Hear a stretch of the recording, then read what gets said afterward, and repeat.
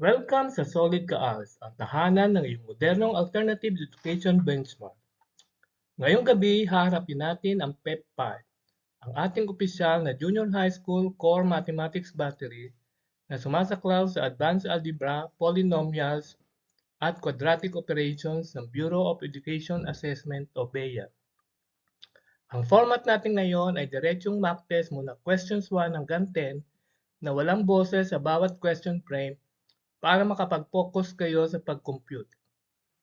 At sa huling bahagi ay hihimayin natin ang bawat step-by-step tag list explanation at factoring shortcuts. Check our YouTube shopping shelf below for our highly recommended study tools. Ihanda niyong scratch papers at simulan na natin sa question number 1.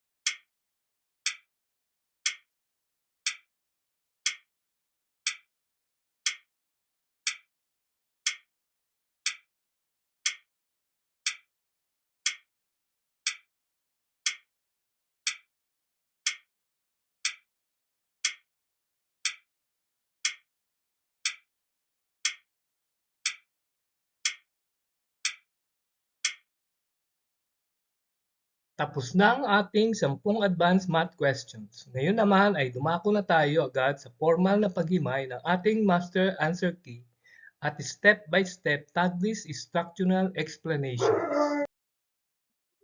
Ang tamang sagot para sa question 1 ay option A, quantity x minus 8 times quantity x plus 3.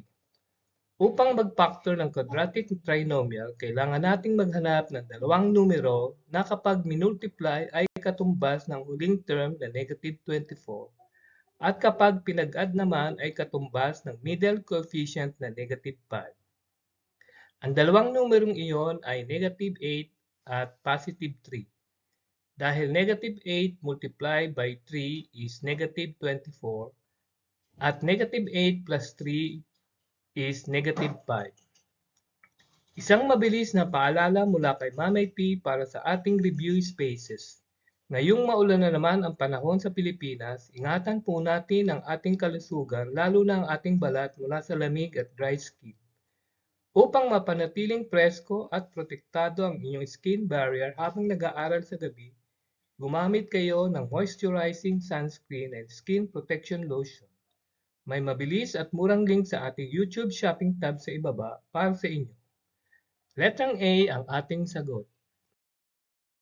Para sa number 2, ang tamang sagot ay option C, 16x to the 6, y to the 8. Gagamitin natin dito ang laws of exponents, partikular ang power of a product rule.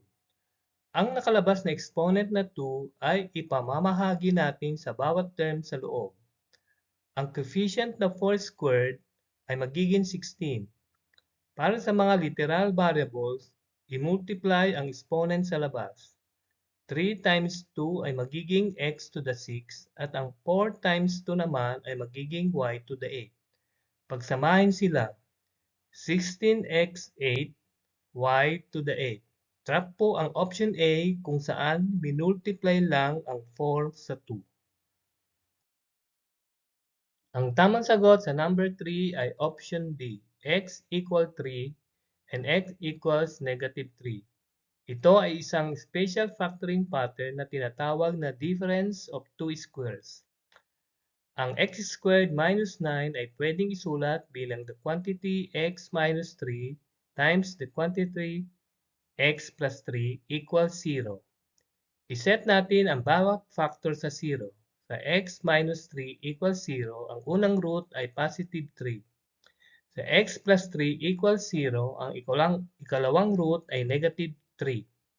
Tandaan natin na ang quadratic equation ay laging may dalawang roots, kaya kulang ang option A at B. Letrang D ang ating sagot. Para sa numero 4, ang tamang sagot ay option B, x equals 8 and y equals 4. Gagamitin natin ang elimination method para sa system of linear equations. I-add natin ang dalawang equation pababa. X plus x ay 2x. Ang positive y at negative y ay magiging 0, kaya makakansela sila. Ang 12 plus 4 ay 16. Mayroon tayong 2x equals 16, kaya ang x ay 8. I-substitute ang x equals 8 sa unang equation.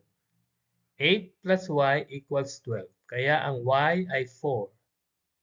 Isang karagdagang tip para sa inyong study room upang hindi mabasa ang inyong mga advanced math worksheets kapag biglang tumulo ang bubong o bumuhos ang ulan sa daan, gumamit kayo ng compact windproof travel umbrella na madaling ilagay sa bag. May budget choices na nakatag sa ibaba gamit ang YouTube shopping. Letrang B ang ating sagot. Ang tamang sagot sa number 5 ay option A, real, rational, and equal. Ang discriminant o b squared minus 4ac ang nagtatakda ng katangian ng roots ng isang quadratic equation. Kapag ang value nito ay saktong 0, ang ibig sabihin nito ay mayroon lamang tayong isang natatanging solusyon o perfect square trinomial. Kung ito ay positive perfect square, rational and unequal yan. Dahil 0 ang nakasulat, Letrang A ang ating sagot. Para sa number 6, ang tamang sagot ay option C, x minus 2. I-factor muna natin ang nasa itaas o ang numerator. Ang x squared minus 4 ay isang difference of 2 squares, kaya magiging quantity x minus 2 times the quantity x plus 2. Isulat muli ang fraction. Quantity x minus 2 times quantity x plus 2 over the quantity x plus 2. Ngayon, maaari nating i-cancel o burahin ang magkaparehong quantity x plus 2 sa ibaba at itaas. Ang natitirang sagot na lamang sa pinakasimpleng anyo ay x minus 2. Ang tamang sagot sa number 7 ay option B, 486. Suriin natin ang pattern ng geometric sequence. Ang bawat kasunod na numero ay nakukuha sa pamamagitan ng pagmultiply sa common ratio na 3. Example, 2 times 3 equals 6, 6 times 3 equals 18, at 18 times 3 equals 54. Ang 54 ay ang fourth term. I-multiply natin ang 54 sa 3 upang makuha ang fifth term na 162. At i-multiply muli natin ang 162 sa 3 upang makuha ang sixth term na 486. Letrang B ang ating tamang progression. Emergency accessory para sa inyong bag ngayong basang panahon. Huwag kalilimutang magtabi ng emergency raincoat ponchos sa inyong mga bulsa para hindi kayo mabasa ng ulan at lagnatin habang pauwi galing sa inyong review center. Nakatag ang murang ponchos sa ating shopping catalog sa ibaba. Letrang B ang ating sagot. Para sa numero 8, ang tamang sagot ay option C, 19. Upang mag-evaluate ng function para sa f-2, palitan ang lahat ng x ng numerong -2. Magkakaroon tayo ng 2 times -2 squared minus 3 times -2 plus 5. Unahin ang exponent. Ang -2 squared ay positive 4 at 2 times 4 ay 8.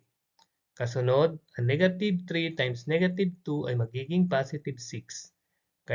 Kaya mayroon tayong 8 plus 6 plus 5. Ang 8 plus 6 ay 14 at ang 14 plus 5 ay katumbas ng pinal na sagot na 19.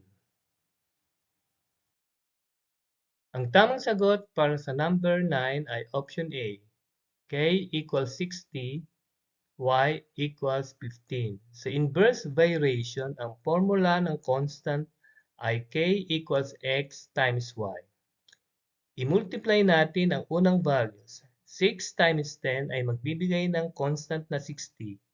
Ngayon, gagamitin natin ang bagong x equals 4 para mahanap ang bagong y gamit ang formulang y is equal to k over x. Ang 60 divided by 4 ay katumbas ng 15.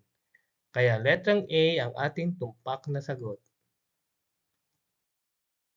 Para sa ating huling item, ang tamang sagot ay option C, 1. Gagamitin natin dito ang mabilis na remainder theorem shortcut sa halip na mahabang long division. Dahil ang divisor natin ay quantity x minus 2, isubstitute lang natin ang x equals 2 sa ating polynomial. Magkakaroon tayo ng 2 times the quantity 2 cubed minus 4 times the quantity 2 squared plus 3 times 2 minus 5. Ang 2 cubed ay 8 times 2 ay 16. Ang 2 squared ay 4 times negative 4 ay negative 16. Ang 3 times 2 ay 6. Kansilahin ang 16 minus 16 dahil 0 ito. Ang natira na lamang ay 6 minus 5. na magbibigay sa atin ng pinal na remainder na 1. I-comment na ang inyong naging pinal na kabuuang marka mula 1 hanggang 10 sa comment section sa ibaba upang mabati ko kayo ng personal. Abangan ang ating mga susunod na master video trackers para sa PEP Solid Kaals. Napakahusay ninyong tinapos ang ating pagsasanay para sa DepEd PEP 5 Mathematics Battery ngayon. Ang pagpasa sa Advanced Algebra ay patunay na handa na kayong makatalon sa mas mataas na grade level sa records ng DepEd.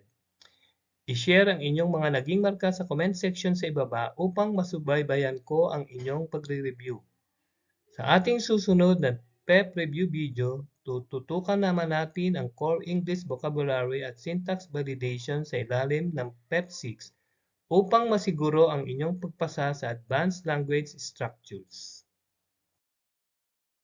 Paki-click ang like at subscribe sa ating channel at ibahagi ang sharing ito sa inyong mga kaklase sa Solid Kaals upang sabay-sabay nating maabot ang naudlot na pangarap. Maraming salamat sa inyong sipag ngayon, manatiling matiyaga sa pagre-review at magkikita tayo sa susunod nating masterclass.